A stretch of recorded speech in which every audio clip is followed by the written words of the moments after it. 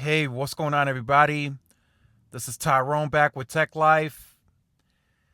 And yesterday, Neville Ray and Peter Osvaldik presented at the Moffitt Nathanson conference. And I listened in, and I wasn't expecting, as I mentioned in the video that I made prior to this conference, I wasn't expecting any big updates. None at all, really. They had too many conferences and earnings calls back to back. They gave guidance on the analyst day until 2026. So not much on those forward-looking statements was going to change. So Neville announced yesterday 140 million pops with N41, 287 million with N71. Again, nothing changed there.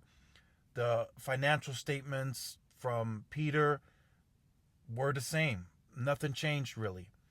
What I was looking for in this conference, I was hoping that more better questions would be asked, for maybe more of a that would lead more of an elaboration from Neville or Peter, but it really wasn't the case.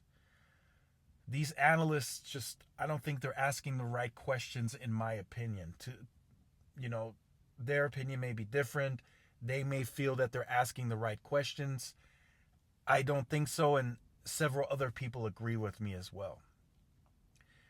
If I was able to ask Neville Ray a few questions, I would ask him, the first one I would ask, beyond 2023, what does the network build out look like? And I wouldn't just want like a brief overview or a summary. I would want a little more detail. And I would incorporate that into the question. How does the small cell build look like? During the analyst day, Neville Ray pointed out that he had a certain amount of avoided macros and avoided small cells. Why? I can understand the avoided macros because the Sprint keep sites likely fill in the macros, but the small cells, I don't understand that. Why do you have avoided small cells? Small cells complement the macro footprint. Verizon and AT&T are going to display this. They're doing the same in Japan and all across the world. Europe, the UK, small cells are there to supplement the macro footprint. So I would have had to pressure him a little bit on that. Are they going to do C-RAN? Will those C-RAN get C-band and N41? What does that look like in their future planning? I would have had to ask him that. Will those small cells also receive millimeter wave? Nobody has really pressured him on that yet.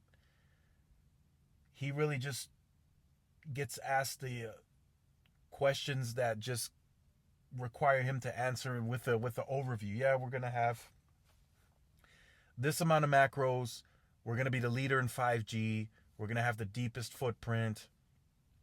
Those questions that they're asking, that's the response that they're getting. But I would pressure him a little more on some of the more detailed stuff. Like I was mentioning, the small cells. Are they going to move from the strand mounts? Right now, the two small cell deployments that I'm seeing from T-Mobile here are strand mounts, which those can't get N41 massive MIMO, not possible. And then they're doing one directional sector small cells. They just add one small cell on a pole and it's one direction. There's not another sector facing east or west. It's just one directional small cells. So I have yet to see them do actual C-RAN. AT&T is doing them. Verizon is doing them as well. And those C-RAN they cover 360. They have well, at least for Verizon, they have 3 sectors of millimeter wave. And with AT&T, the C-RAN, they're LTE, but they also cover 360. They just don't have millimeter wave on them yet. So that's something that I would have to ask Neville. I would have to ask him, how does he plan to incorporate small cells, and how big of a role and priority do the small cells play on their network? And then I would have to ask him about fiber. I have to. The simplification of what Mike Sievert says, they use CapEx, we use OpEx, that wouldn't cut it for me. It's not going to cut it for me. Verizon and AT&T are going to have deep fiber assets and fiber footprints that they're going to own. They're going to be able to dictate the speed of their macro sites and their small cells. That is something that AT&T really went into detail on in the town hall yesterday. They said our CRAN will come from our fiber footprint, and then they went on to say that without our fiber, we don't have the network that we have today. It's really the fiber that's feeding the network. And I don't care what Mike Sievert says, on a third-party basis, whether you go with Verizon, AT&T, Spectrum, whoever, you are never going to get a favorable deal. It's just too expensive. Their operations costs are going to inflate based on this backhaul, and they will never push the backhaul to the limit because it's going to cost too much. So if they are getting quote unquote favorable deals, it's because they're not asking to go to 10 to 20 gigs. I could tell you guys right now, from what I'm hearing internally, the setup of what AT&T is going to put in the marketplace commercially right now, it's being tested. They're going to re-modernize the setup on their macros. It's going to have millimeter wave, C-band on the site, and then the one big panel that's going to do band 14, 32, and all the other spectrum bands. Those macro sites are going to be fed 25 gigs of backhaul in the future. Not now, but in the future once they start steamrolling on C-band. 25 gigs. So you mean to tell me T-Mobile is going to get a favorable deal on 25 gigs? Not happening. They're going to pay for that. And in the long run, I would have to ask Neville, do you ever plan to roll out your own fiber? And at some point, pricing is going to force them to have to roll out fiber. And at that point, they're going to have to increase the CapEx to fund that type of rollout. So that's one question that I would have to pressure him on as well. What about fiber? That's because if you pay on a per site basis 25 gigs of backhaul, that is a massive amount of money that's going to come out of the operations cost. Massive. And it's going to stay there. It's going to be there on a yearly basis. Verizon and AT&T's CapEx, that's something that T-Mobile doesn't speak on. They say it's CapEx intensive, which is true. But in a 5-year time frame, once that fiber's at all the macros, it's been rolled out, that cost is no longer going to be there. They own it now. So they can lower the CapEx if they so choose to, and their operations will never go up because they own the fiber. If T-Mobile doesn't shift to that model, they're going to continue paying operations cost on fiber. It's a lease. They're going with a leasing model. And in the future, if they have to go to 25, 50 gig, maybe 100 gig, depending on what 6G looks like, that is an expensive cost. I'm telling you right now, that is expensive. There's no favorable deal. It's not. They call up the provider that they're using in that area. They say, we want 25 gigs. And they tell them, well, this is how much you're going to pay. That's what it's going to come down to.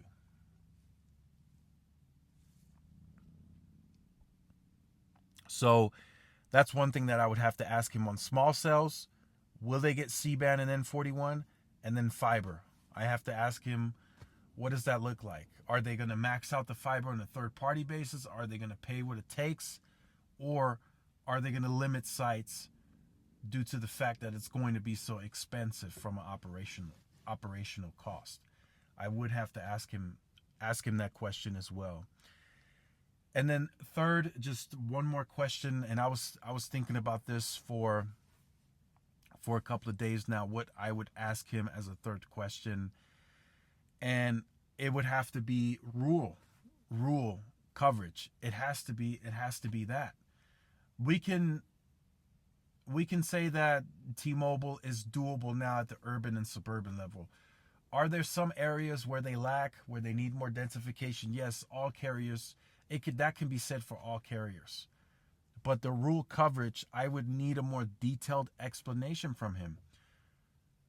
John Fryer is going bananas right now trying to catch up to the footprint that they built 3 years ago, and he's trying to fill that in with retail distribution.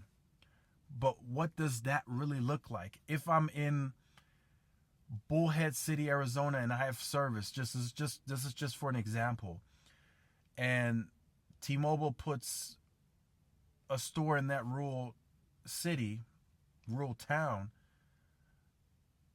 am I still going to have service going over to the next town 30 minutes away, or that stretch?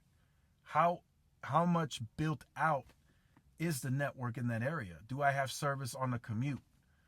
Because they can just put one tower, maybe two in that area and call it a day. And say, yeah, we now have service in that town. But what does that look like on Route 66 or Route 70? Or, am I still going to have service? How deep is the footprint?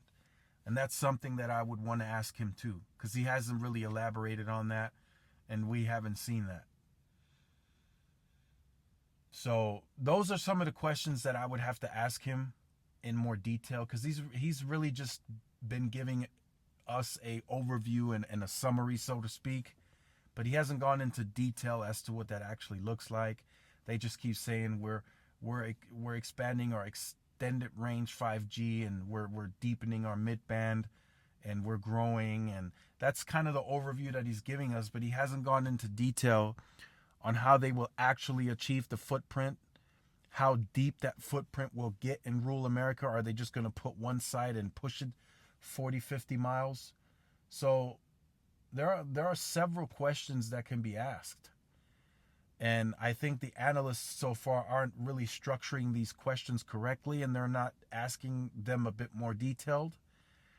I would say for now, probably Walt Piecyk has been the best at asking Neville some of those tougher questions. And I also don't think, I've been doing some testing, I've seen others test, I also don't think T-Mobile's densification is 100% where it needs to be for 2.5.